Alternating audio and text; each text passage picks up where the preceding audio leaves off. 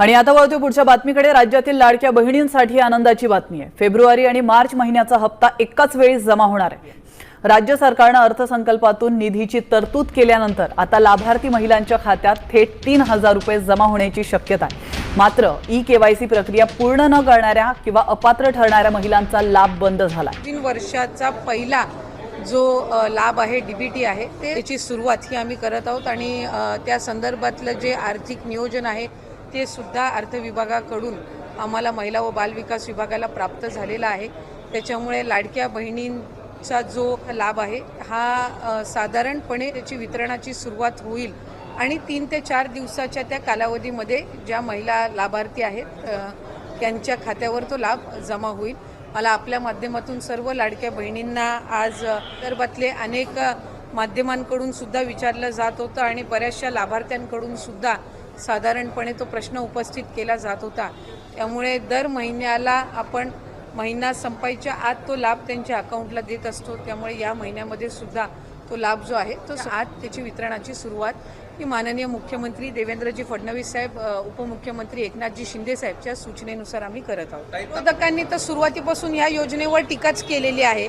त्याच्यामुळे सुरुवातीला तर ते म्हणायचे की 1500 सुद्धा राज्याला कुठंतरी आर्थिकरित्या खपाट्याला नेण्याचं काम हे सरकार करत आहे, महायुतीचं सरकार करत आहे, असे वेगवेगळे त्यांनी आरोप केलेले आहेत। त्यांनी त्यांच्या मॅनिफेस्टोमध्ये सुद्धा 3000 ते करतील अशा पद्धतीचं त्यांनी काही घोषणा त्यावेळेला केलेली होती।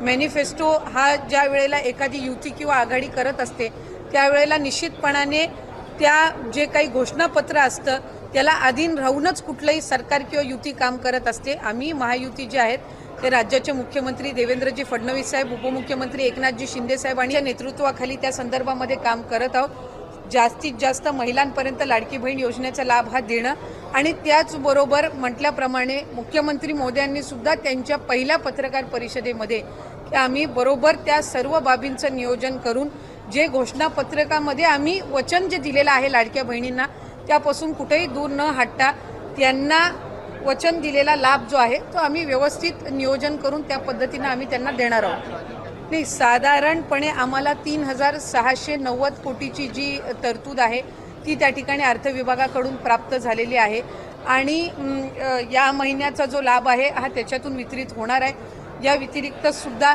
फेब्रुवारी महिन्याची सुद्धा आम्ही तयारी त्या निमित्ताने करत आहोत, कारण मार्च महिन्यामध्ये नवीन अर्थसंकल्प सादर होणार